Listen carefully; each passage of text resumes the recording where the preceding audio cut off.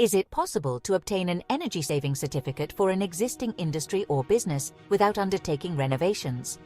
In general, to obtain an energy-saving certificate, it is necessary to demonstrate an improvement in the energy efficiency of a building or facility. This means that measures must be implemented to reduce energy consumption. However, there are some exceptions and nuances.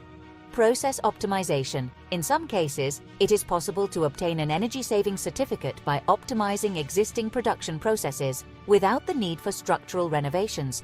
For example, by adjusting equipment operating schedules, optimizing lighting, or implementing more efficient control systems.